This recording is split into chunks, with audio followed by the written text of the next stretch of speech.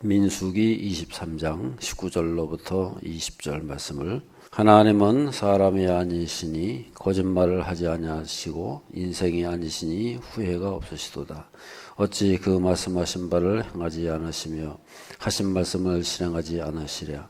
내가 축복할 것을 받았으니 그가 주신 복을 내가 돌이키지 않으리라. 아멘. 발람 선지자는 하나님은 사람이 아니시니 거짓말도 후회도 하지 않고 이스라엘 향하여 말씀하신 축복을 다 이루실 것이라고 선포하고 있습니다.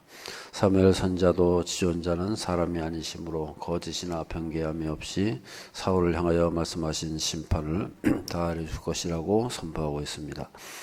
이 같은 말씀들은 선포로만 끝난 것이 아닙니다. 인물 중 여호와서와 솔로몬은 각각 모세와 다윗에 비해 선포된 말씀의 성취를 역사로서 경험한 인물들입니다. 그런데 이처럼 하나님은 거짓말도 후회도 않으시고 말씀하신 바를 다 이루신다는 선포가 역사가 되는 순간을 경험한 이들이 공통적으로 사용하고 있는 부사는 하나도입니다. 다윗의 약속을 뒤이은 솔로몬은 이렇게 간증하고 있습니다. 무릇 말씀하신 그 모든 좋은 약속이 하나도 이루어지지 아니함이 없도다. 모세의 약속을 뒤이은 여호수아는 이렇게 간증하고 있습니다. 서원한 말씀이 하나도 나옴이 없이 다 응하였더라. 심지어 여호수아는 모든 선한 말씀이 하나도 틀리지 아니하고 하나도 어김없음을 너희 모든 사람을 아는 바라고까지 선언하고 있습니다. 그렇다면 우리는 이와 같은 하나도 틀리지 않고 하나도 어김없이 응할 말씀을 대할 때 어떤 자세를 가져야 할까요? 첫째는 기대입니다. 믿음의 다른 표현은 기대하는 것입니다. 정말 약속을 믿으면 기대하게 되고 아무리 믿습니다를 연발해도 기대하지 않는 것은 믿지도 않는다는 반증입니다. 그런데 이렇게 말씀을 기대하는 사람은 자신은 합니다. 왜냐하면 말씀이 이루어지는 그 순간뿐 아니라 말씀이 이루어지기까지의 모든 순간들에도 설렘이 있기 때문입니다. 또한 이렇게 말씀을 기대하는 사람은 하나도 기쁘시게 해드립니다. 부모가 좋은 선물을 약속하는데 아이가 전혀 기대도 없고 기억도 못한다면 어떤 부모가 기쁘겠습니까? 그러므로 하나님께 나아가는 자는 반드시 그가 자기를 찾는 자들에게 상 주시니심을 기대해야 합니다. 둘째는 기도입니다. 말씀을 주시는 하나님은 우리가 그것을 가지고 기도하기를 원하십니다. 그래도 이스라엘 족속이 이같이 자기들에게 이루어 주기를 내게 구하여야 할지라. 그런데 하나님의 말씀을 받은 사람이 드릴 수 있는 가장 좋은 기도의 제목은 성령 충만입니다. 단 한 가지 차이를 제외하고는 예수님과 똑같은 분이십니다. 차이는 예수님께서 2000년 전에 한 유대인의 몸을 입고 나시고 사시고 부활 승천하신 데 비해 성령께서는 바로 우리의 몸을 입고 사신다는 점뿐입니다. 하지만 발람 선지자나 사울 왕처럼 성령께서 몸을 입으신다 해도 잠시 동안 부분적으로 입으신다면 하나님의 말씀이 이루어진다 해도 자신에게는 전혀 복이 되지 않고 도리어 그는 비웃음의 대상이 될 뿐입니다. 이 때문에 말씀 받은 사람은 항상 온전히 성령으로 충만해야 하는 것입니다. 그런데 이 같은 성령 충만의 가장 좋은 비결은 자기 부인입니다. 왜냐하면 성령께서는 우리의 예차와는 결코 함께 우리를 다스리지 않으시기 때문입니다. 이것은 커다란 의무이기도 하지만 영광스러운 특권이기도 합니다. 그때부터는 우리가 아무리 작고 약하고 무명하고 무지한 자라 할지라도 성령 하나님께서는 우리를 통하여 말씀하시고 일하실 것이기 때문입니다. 셋째는 기다림입니다. 성경에는 말씀이 이루어준다는 격려와 함께 기다림이 필요하다는 도전도 계속해서 등장하고 있습니다. 하나님은 말씀의 성취가 단지 우리에게 걸어주시는 선물이 아니라 우리를 통해서 맺는 열매가 되게 하기 원하시기 때문입니다. 하지만 어차피 말씀이 하나도 틀리지 않고 하나도 어김없이 이루어질 것을 믿는다면 이 기다림이 힘들지 않을 수 있습니다. 그러므로 처음과 나중이요 시작과 끝이요 알파와 오메가이신 하나님의 모습을 닮아가는 신자는 조급한 마음으로 오늘 무엇을 거두냐가 아니라 인내하는 마음으로 오늘 무엇을 심냐에 집중해야 합니다. 그렇습니다. 그 질문을 한번 보겠습니다. 하나도 틀리지 않고 하나도 어김없이 응할 말씀을 대하는 바른 자세 세 가지는 무엇입니까? 그랬어요. 첫 번째가 기대라는 거죠. 믿음이 있는데 기대가 없다면 말이 안 된다는 거죠. 믿는다, 말씀을 믿는다. 그 말은 뭐예요? 기대가 자연히 따라가. 하나님 말씀이 무엇일까? 우리에게 어떤 것을 주실까? 하나님이 어떻게 행하실까? 거기에 대한 기대가 당연히 있어야 된다. 그게 기대가 없으면은 그건 믿음이 없다 그 말이에요. 믿음의 반증, 믿음의 표현이 바로 기대라고 할 수 있다는 것이죠. 그래서 당연히 우리는 기대를 해야 되는 거고 또 기쁨도 있어야 되고 설레임도 있다는 거예요. 기대하면 자연히 기쁘고 설레지 않겠어요? 하나님께서 도대체 어떻게 역사하실 것인가, 무엇을 주실 것인가, 그런 거에 대한 기대감, 설레임, 그런 것이 있지 않겠냐고 말이에요.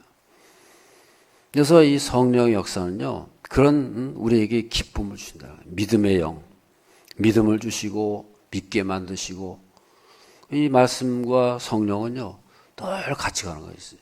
복음의 역사가 나타나면, 십자가의 눈에 나타나면 반드시 성령이 역사하시게 되는 거예요. 할렐루야.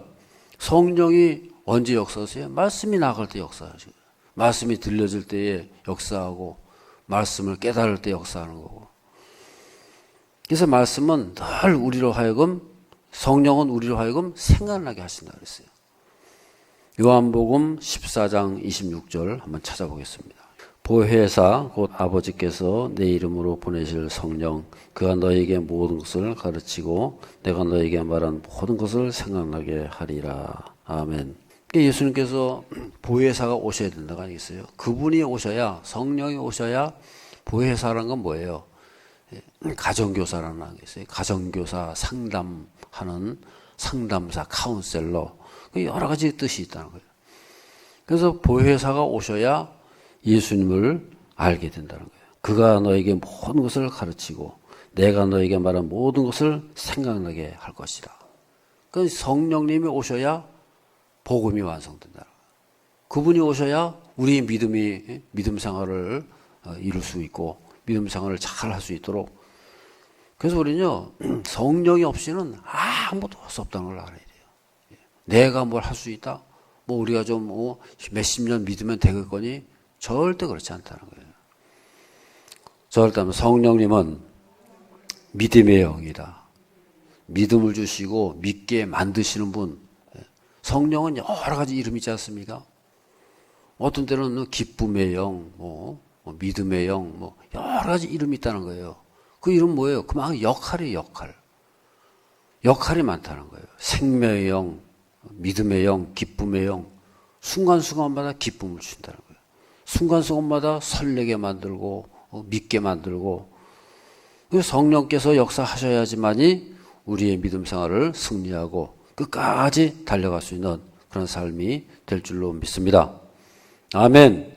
우리는 그래서요, 믿어지는 거예요. 내가 믿는다. 그게 아니야. 절대 믿어진다. 내가 믿어지는 거지, 내가 열심히 노력해가지고, 믿겠습니다. 말 아무리 해봐야 소용없어요. 성령이 오셔서 우리를 감동, 감화 역사하셔서 깨닫게도 하시고, 그 마음을 잘 이렇게 어루만져 주시고, 마음을 열어주시고, 그래서 우리가 믿어지는 거지. 그래서 이 성령이 역사하지 않으면요, 사람이 강팍해져가지고, 복수하고, 막 그냥, 사람이 그냥 독해지고, 그렇게 된다는 거예요. 그래서 성령이 오셔야 우리가 믿음 생활을 잘하게 되고, 말씀도 잘 받아들이게 되고, 성령 역사하지 않아요, 보세요. 막 말씀하면 말씀이 튕겨져 나와요, 튕겨져.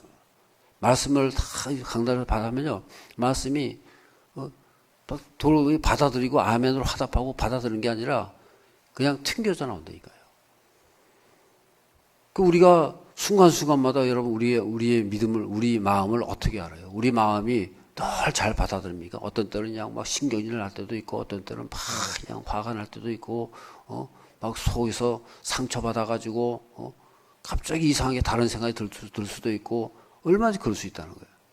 그럴 때 우리가 말씀을 딱 받아들일 때에, 성령께서 역사하실 때에 말씀을 아멘으로 받아들이고 깨달아지게 되고, 그때마다 성령께서 역사하셔가지고 인도하시는 것을 믿으시길 바랍니다.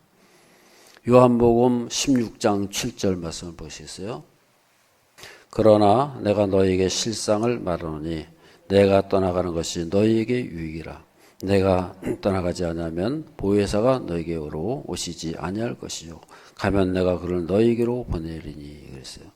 그러니까는 성령 예수님께서 가셔야 된다는 거예요. 예수님께서 십자가에서 십자가의 사건을 달리시고 그 다음에 부활하시고 그리고 성령 예수님이 하늘을 올라가셔야 된다. 그래야 보혜사가 오신다는 거예요.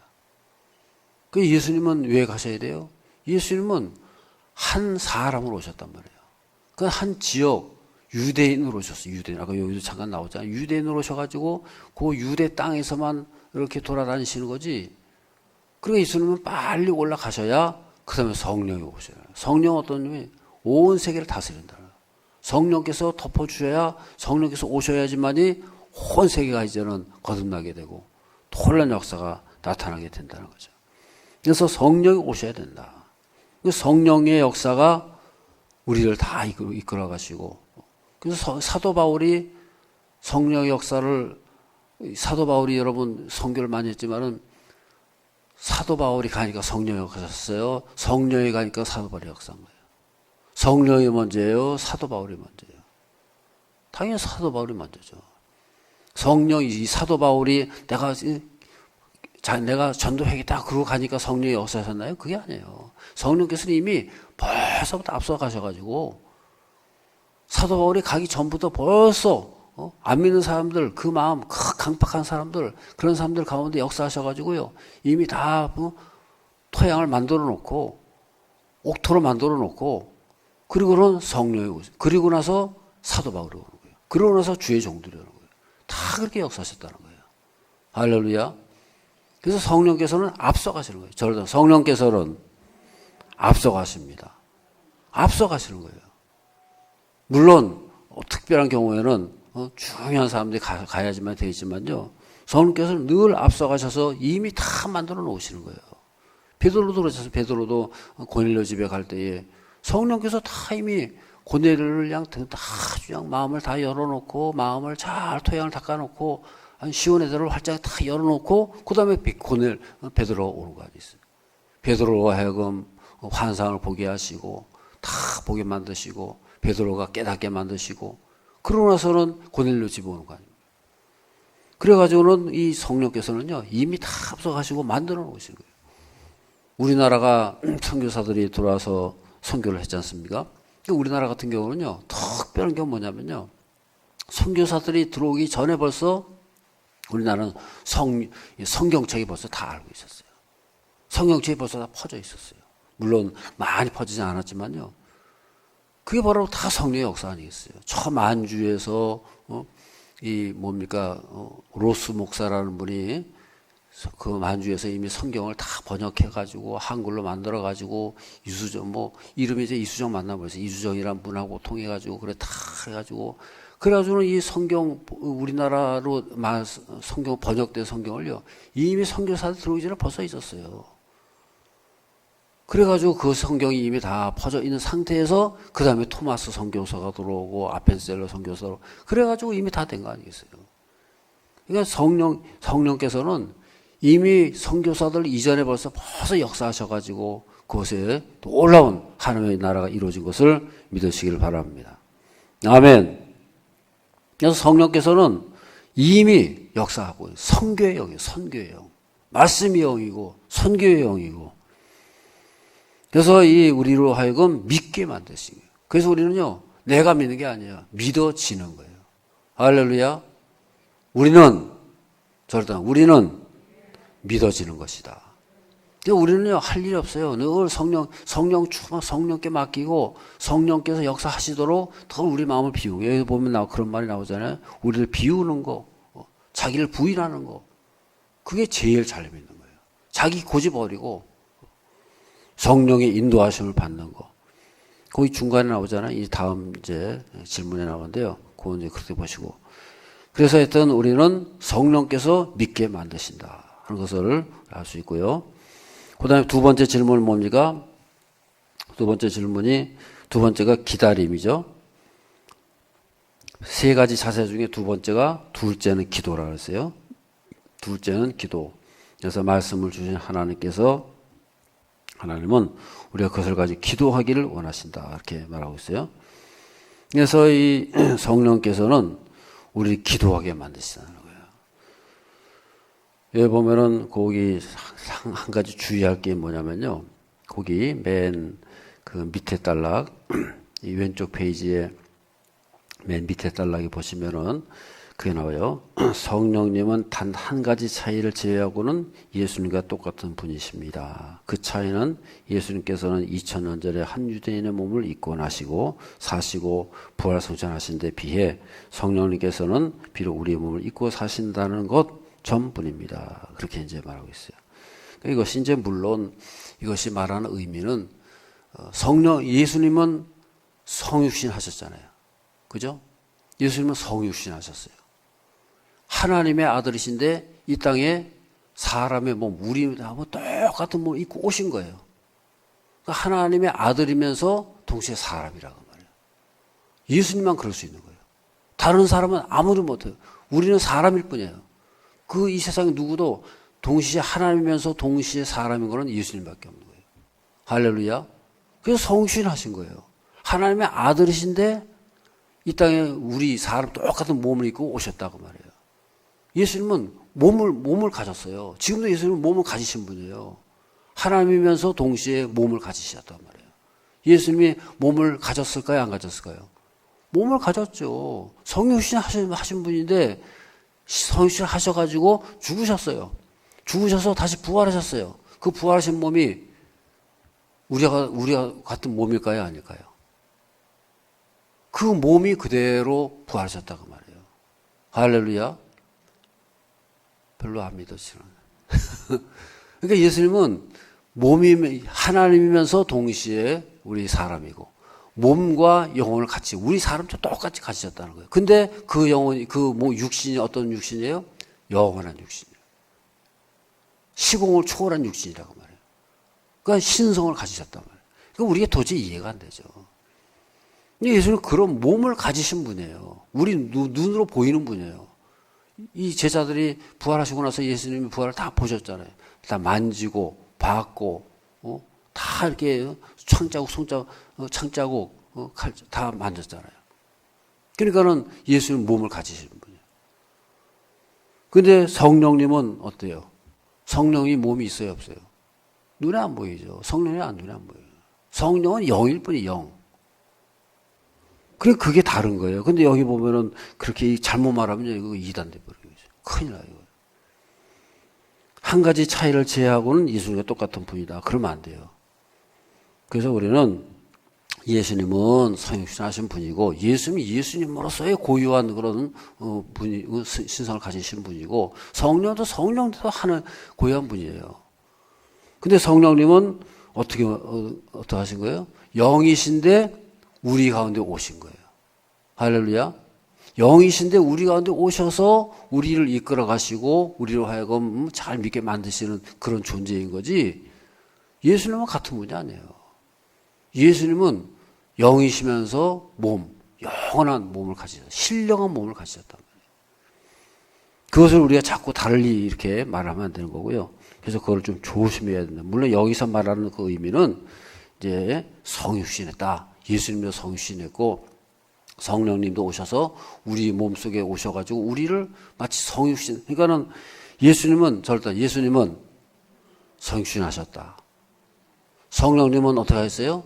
성육신적으로 살게 하신다는 거예요. 아멘. 그렇게 표현해야 되는 거예요. 성육신적으로 그게 중요한 거예요. 그러니까는 예수님은 성육신 하셨어요. 진짜로 2000년 전에 유대인으로 이 땅에 오셨어요. 우리가 똑같은 몸으로 오셨단 말이에요. 이게 성육신 하신 거예요. 근데 성령님은 그 성육신이 아니고 우리로 하여금 성육신적으로 그렇게 예수님처럼 살게 하도록 만들어 가시는 분이라고 말해요. 그렇게 알아야 된다고 말해요. 무슨 말인지 아시겠죠? 아멘. 그래서 우리는 그렇게 해석을 해야 된다는 거예요. 성육신적인 사건. 그렇잖아요. 우리가 말씀을 가졌어요. 그 말씀을 예수님처럼 말씀을 잘 깨닫고 말씀을 우리 속에 받아들여가지고 그 예수님의 말씀이 내 속에서 열매가 나타나고 몸으로 나타나고 역사가 나타나다. 그 일을 내가 하는 게 아니라 성령이 오셔가지고 깨닫게 하셔가지고 예수님을 닮아가게 만들고 예수님을 쫓아가게 만든다. 그런 의미에서 성육신적인 삶을 살게 하게끔 도와주신다. 그렇게 우리는 이제 알아야 되는 거죠. 그래서 성령께서는 우리 가운데 오셔서 임재하시는 분이다. 자, 그다음에 성령님은 임재의 영이다. 어디 임재하세요? 우리 속에. 또 온 세상이 다 하시는 성령 역사는요. 온 세상을 다 역사하시는 거예요. 다 온 세상을 덮어가지고 온 세상을 지배하시는 분이 성령이신데 그러면서 또한 우리 속에 가운데 역사하시는 거예요. 우리 속에 오셔가지고 여기 보면 그러잖아요. 베드로전서 아닙니까? 저기죠. 요한복음 고린도전서 3장 16절. 너희는 너희가 하나님의 성전인 것과 하나님의 성령이 너희 안에 계신 것을 알지 못하느냐 그랬어요. 우리는 누구라고요? 너희가 하나님의 성전이라는 거예요. 왜? 하나님의 성령이 너희 안에 계신 것을 알지 못하느냐. 우리는 하나님의 성전이라고 해요. 왜요? 성령께서 우리 안에 계시다는 거예요. 성령을 모시고 있다는 거예요. 성령께서 우리 가운데 계세요? 안 계세요? 왜 계세요? 어떻게 알 수 있어요? 예수님을 주라 부르고 하나님을 아버지라고 부를 수 있다면 그게 성령의 역사하는 거 아니겠어요? 예? 가장 간단한 거 그거죠. 물론 성령의 역사가 성령이 우리 가운데 계신 증거와 그런 여러 확신들이 뭐 이것도 있고 저것도 있고 우리가 하자 말하자면 여러 가지 있지만은 단적으로 할 수 있는 게 뭐예요? 하나님을 아버지하고 부를 수 있다는 거, 예수님을 주님이라고 부를 수 있다는 거, 나는 구원받았습니다라고 확신한다는 거. 그거 몇 가지만 해도 벌써 성령께서 우리 가운데 계신 것을 믿으시길 바랍니다. 성령이 아니고서는 예수를 주라고 할 수 없다 그랬어요. 그래서 우리는 그 성령께서 우리 가운데 와 계시다는 거예요. 임재의 영이라는 거예요. 그래서 그 성령께서 오셔가지고 우리를 이끌어 가시고 믿게 만드시고 돌보시는 그런 분이시라고 말해요. 그래서 여기 보면 그 뒤에 이제 두 번째 질문인데요. 그거 다 연결돼 있어가지고 이게 뭐 왔다 갔다 해야 돼요. 두 번째 질문에 보면은 성령님과 예수님과 어떤 차이가 있습니까? 그러고 이제 하는데요. 그건 아까 말씀드렸죠. 조심해야 된다 그래서요.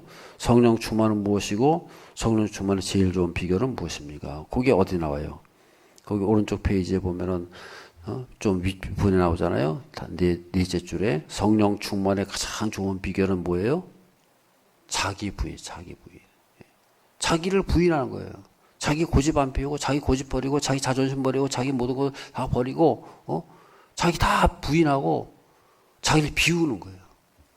예수님도 그러셨잖아요. 빌립보서 2장 5절 보면 자기를 비워 너희는 이 마음 품으라 곧 예수의 마음이니 그 예수님 어떻다고요? 자기를 비워 하나님의 아들이신데도 동등함을 취하지 않고 우리가 똑같은 육신을 입고 이 땅에 오셨다 그러지 않습니까? 그러니까는 자기를 비웠다는 거예요. 예수님께서 비운 것처럼 우리도 비워라. 우리가 비우려면 어떻게 돼요? 성령께서 역사하시도록 성령께서 주장하시도록 그냥 다 그냥 우리의 자리를 내어놓고 성령께 맡겨야 된다고 말이에요. 그런 것들도 내가 되는 게 아니라 그것도 성령이 하시는 거예요. 성령이 오셔가지고 우리를 자꾸 감동하시고 감하셔가지고 그래서 역사하셔서 우리 이끌어 가신다고 말이에요. 그래서 우리는 성령의 역사하심 속에서 예수님을 닮아가고 하나님의 아버지로 모시고 하나님의 성품을 닮아가는 그런 삶이 될 줄로 믿습니다. 그 다음에 3번이 뭐예요? 3번이 이제 세 가지 자세 중에 세 번째 자세가 기다림이죠. 그죠? 그래서 우리는 기다려야 된다. 인내해야 된다고 말이에요. 그래서 여기 보면은 중요한 말이 나오는데요. 거기 이제 세 번째 단락에서 거기 셋째는 기다립니다 하고 거기 보면 둘째 줄에 한번 제가 읽어드리겠습니다. 하나님은 말씀의 성취가 단지 우리에게 걸어주시는 선물이 아니라 우리를 통해서 맺는 열매가 되게 하기를 원하시기 때문입니다. 우리를 통해서 맺는 열매가 되기입니다. 그래서 우리는요 하나님께서 우리를 만들어 가시는 거예요. 새로운 피조물로. 그래서 우리는 금방 만들어지질 않아요. 계속해서 만들어져 가는 거예요. 성령께서 오셔가지고 우리를 새로운 피조물로 거듭난 자로 계속해서 만들어 가시고 계속해서 역사하시고 인도하시는 것을 믿으시길 바랍니다. 그래서 여기 보면은 열매가 되게 하기 위해서 그랬어요. 그래서 열매란 건 뭐예요? 성령의 열매가 있잖아요. 그 성령의 은사가 있고 성령의 열매가 있어요. 성령의 은사도 중요하죠. 고린도전서 12장은 성령의 은사가 쭉 나오지 않습니까? 12장이 은사의 장이에요. 근데 13장에 가면 뭐가 돼요? 성령의 은사가 성령의 사랑의 은사가 가장 좋은 은사를 너희들이 받기를 바란다. 그러면서 사랑의 은사를 말씀하잖아요. 그러면서 갈라디아서에 보면은 성령의 열매가 나오잖아요. 성령의 열매가 뭐예요? 다 아시잖아요. 그죠? 첫 번째 뭐예요? 사랑과 희락과 화평과 오래 참음과 자비, 양성, 충성, 온유, 절제 쭉 나오잖아요. 그러니까 그 19가지 열매가 공통점이 뭐라고 보세요? 공통점이 뭐예요? 그 9가지 열매 중에서 능력이 있어요? 성령의 열매 중에서 능력, 지혜 뭐 그런 거 있어요? 그건 없잖아요. 다 뭐예요? 사랑, 희락, 화평, 오래 참음, 자비, 양선, 충성, 온유, 절제 다 뭘 말하는 거예요? 인격이에요. 인격이라는 거예요. 인격이 열매로 나타난다는 거예요. 성령이 오셔서 인격이 열매로 나타나는 거예요. 삶의 모습이 열매로 나타나는 거예요. 우리의 존재, 인격이라는 건 뭐예요? 우리 존재잖아요, 존재. 저 사람의 그 성격, 성품, 그런 것들이 성령이 오시면요, 그런 열매가 사랑의 성품, 그게 뭐예요? 결국 하나님의 성품인 거고 예수님의 성품인 것을 믿으시길 바랍니다. 아멘. 근데 우리로 하여금 성령이 오셔서요, 예수님을 닮아가게 만들어요. 하나님의 아버지를 닮아가게 만들어요. 그게 바로 성령의 가장 큰 역사인 거고요. 그게 바로 성령의 충만이에요. 그래서 우리는 성령의 열매를 맺는 것을 우리의 목표가 되어야 되고, 성령의 열매가 맺어질 때에 하나님께서 가장 기뻐하시는 것을 믿으시길 바랍니다. 예수님께서 가장 기뻐하시는 것은 성령의 열매를 맺는 거예요. 드디어 나를 닮아가는구나. 너희들이 이제 나를 닮아가구나. 하나님께서 보실 때에 야, 과연 너희들이 하나님 백성답구나. 과연 나를 닮아가는구나. 하나님께서 얼마나 기뻐하시냐고 말이에요. 그래서 이 누가복음에서도 그런 말이 나오잖아요. 너희들이 아들이 구하라 찾으라 두드리라 그렇게 말씀하시면서 이 마태복음에서는 뭐라 그랬어요?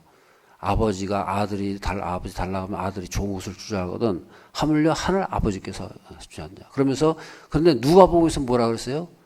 그러니까 생선을 달라면 뱀을 줄 자가 어디 있느냐. 그러면서 뭐라 그래요? 우리가 하나님께서는 가장 좋은 것으로 성령을 주신다 그랬어요. 가장 좋은 것이 뭐냐? 성령을 주신다는 거예요. 할렐루야. 너희가 가장 좋은 것을 달라고 하면 안 줄 자가 누가 있겠냐? 하나님께서 다 주시는데 뭘 주신다고? 성령을 주신다는 거예요. 그 성령을 왜 주세요? 그 성령이 오셔야 가장 좋은 열매를 맺는다는 거예요. 성령이 오셔서 물론 능력도 주시고 지혜도 주시고 뭐 다 대단한 권세도 주시고 다 기적도 베풀고 권세 다 하시지만은 가장 중요한 뭐예요? 성령의 열매.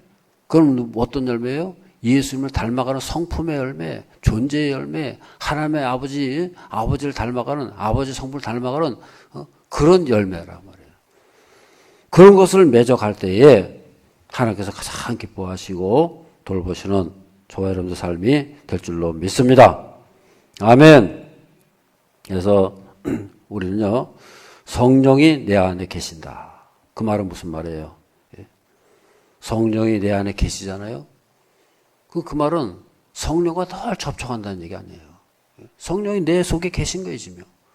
그 성령이 더 우리 속에, 우리 가운데 오셔가지고 먹고 마시고, 우리 가운데 거하시고, 우리가 성령과 늘 접촉하면서 살아가야 되는데, 그러면 매일매일 접촉하면은 우리가 어떻게 되겠어요? 접촉한 만큼 뭐가 나타나야 되지 않겠어요? 열매가 나타나지 않겠어요? 예? 뭔가 증거가 나타나지 않겠어요? 그러면 1년을 접촉했으면 그만큼 나타나요. 10년을 접촉했으면 그만한 열매가 나타나야 되는데 열매가 나타나요? 안 나타나요? 그러니까 이제 우리는 그것이 우리의 숙제란 거죠. 성령을 우리가 모시고 산다 그러면서 성령께서 내 속에 계시는데 성령과 늘 성령과 접촉하면요. 접촉한 만큼 우리가 사람요. 접촉하면요. 얼마나 사람 달라집니까? 접촉의 접촉. 그래서 우리는 성령께서 내 속에 계신다. 그 성령님과 늘 접촉하면서 성령의 열매를 끊임없이 맺어가고 만들어져가고 세워져가고 든든히 세워지는 저희들의 삶이 될 줄로 믿습니다. 그래서 우리는 계속 반복하는 게 우리는요. 반복이 기적을 이룬다. 반복하다 보면요. 놀라운 역사가 나타나는 거예요. 성령께서 뭐 하시는 거예요? 성령께서 우리 가운데 계심으로 더 성령과 접촉하고 계속해서 또 금년도 우리가 실패해서 또 접촉하고 또 계속 이어져가고 우리는 실패할 수도 있어요. 때로는 실망할 수도 있고 좌절할 수도 있어요. 그렇지만 성령께서는 끊임없이 우리 가운데 옆에 다 계셔가지고 우리 가운데 계셔가지고 말할 수 없는 탄식으로 우리를 다시 세워주시고 또 세워주시고 그래가지고 우리가 한 걸음 한 걸음 만들어져가고 성령의 열매가 또 맺어져가는 저 여러분 삶이 될 줄로 믿습니다. 아멘. 옆에 분들에게 주면 성령의 열매로 만들어져가며 살아갑시다. 기도하겠습니다.